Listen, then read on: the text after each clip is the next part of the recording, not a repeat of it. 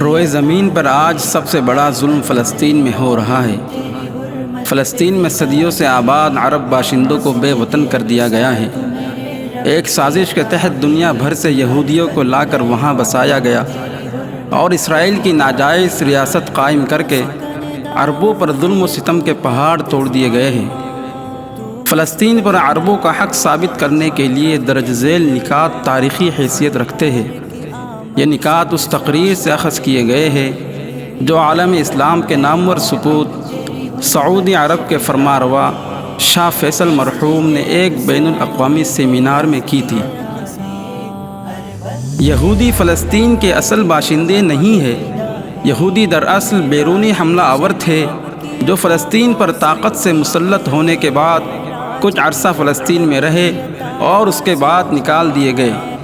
فلسطین میں ان کی موجودگی کا عرصہ نہایت مختصر تھا۔ فلسطین میں حضرت سلیمان علیہ السلام کے زمانے سے لے کر اب تک کبھی خالص یہودی حکومت قائم نہیں ہوئی۔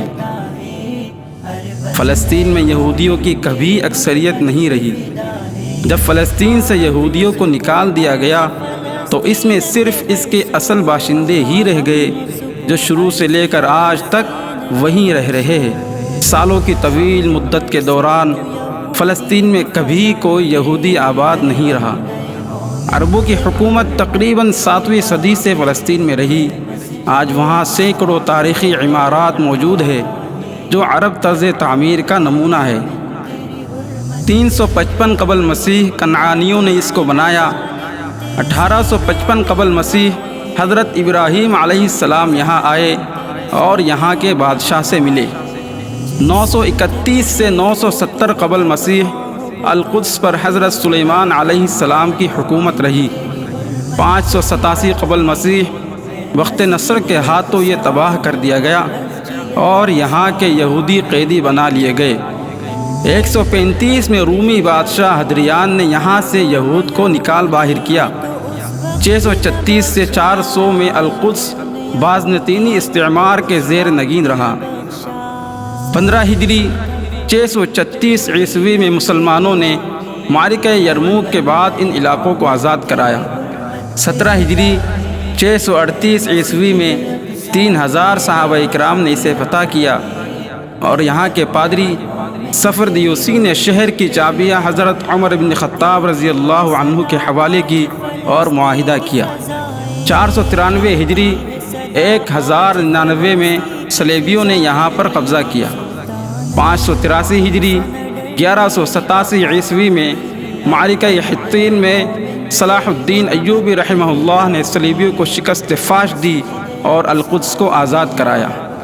658 ہجری 1260 عیسوی میں معرکہ عین جالوت ہوا جس میں القدس کو تاتاریوں سے آزاد کرایا۔ 934 ہجری 1516 عیسوی میں عثمانی خلافت نے اسے اپنا حصہ بنا لیا۔ 1336 ہجری 1917 عیسوی میں پہلی جنگ عظیم ہوئی۔ خلافت عثمانیہ ختم کر دی گئی اور القدس انگریز کے قبضے میں چلا گیا۔ 1917 میں بلفور معاہدہ ہوا اور اس کے تحت یہاں یہودی ریاست قائم کرنے کا وعدہ کیا گیا۔ 1368 ہجری 1948 میں فلسطین کے 78% علاقے میں اسرائیلی ریاست کے قیام کا اعلان کر دیا گیا۔ 1387 ہجری 1967 عیسوی میں یہود نے فلسطین کے باقی ماندہ علاقوں پر قبضہ کر لیا۔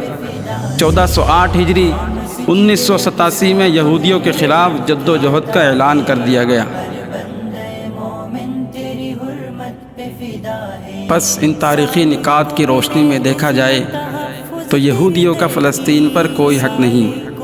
تمام عالم اسلام کے مسلمانوں کو چاہیے کہ وہ فلسطین کو یہودیوں کی ناجائز تسلط سے آزاد کرائے۔